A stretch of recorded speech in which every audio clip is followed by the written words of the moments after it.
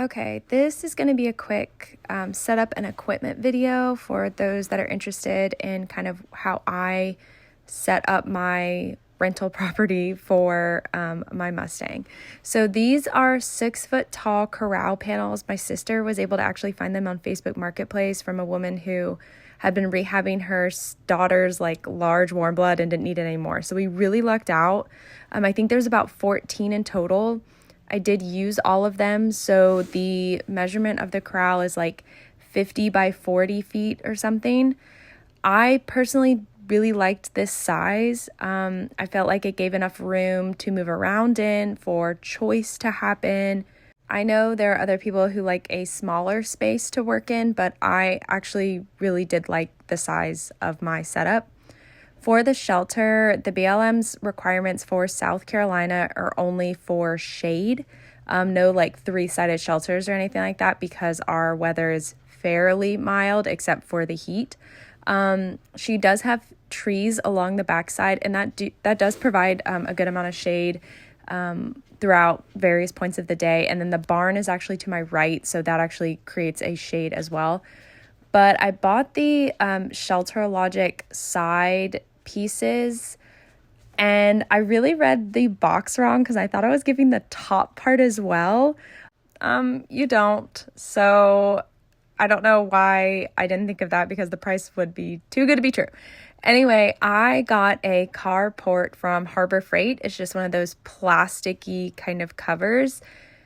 I think this works for a temporary situation.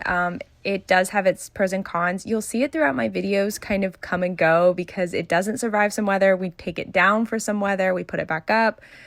It does really, really help in the summer though at the heat of June and July. I did like it for that, but it's a temporary thing. But I think it's a good option, an affordable option for the most part if this is something that you're looking into.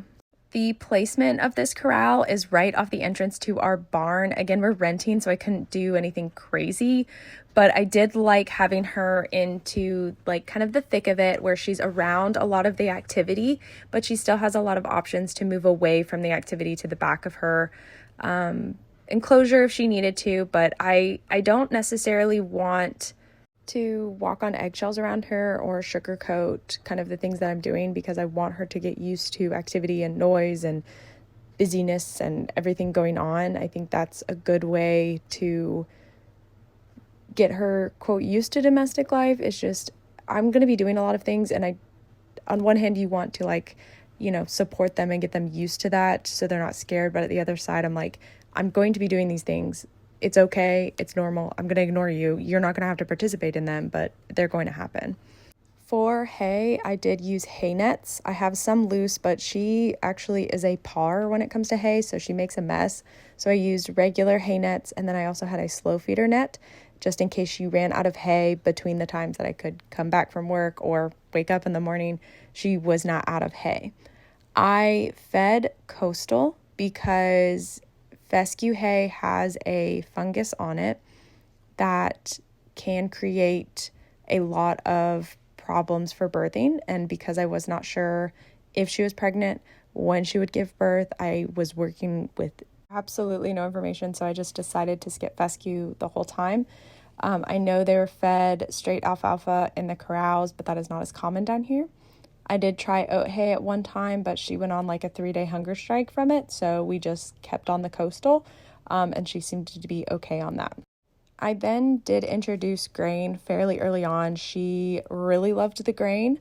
I just had some grain that would help in case she was pregnant with some nutrients, and then also a little bit of ulcer kind of preventative stuff. I almost assume that any horse in this stressful situation will develop ulcers, which is fair. So just keep that in mind as well. I would kind of start an ulcer preventative treatment or ulcer treatment fairly early because I do think they probably have something. And then, of course, I have a water trough. She understood the water trough very quickly, which is fair. Not a hard concept.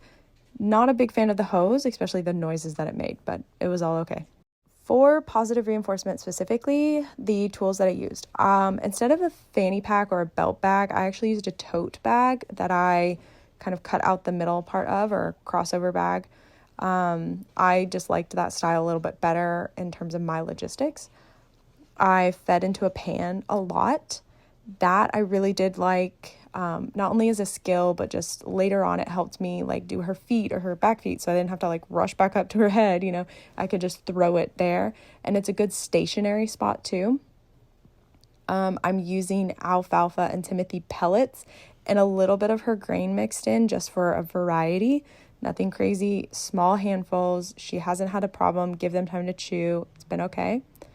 The cones I used are little training cones from Walmart. I think they're for like soccer and everything. I did want to get like the big cones that a lot of people have, and I think they're really useful and awesome. They're just a little expensive, so I went with the inexpensive route of the little cones. I put them on like sticks and stuff to raise them up. I've used them on the Corral panel, so you can they can be a little bit more flexible than just on the ground, and there's a lot that come in the pack. Right above her neck, you can see the white marine bumper I also got from Walmart.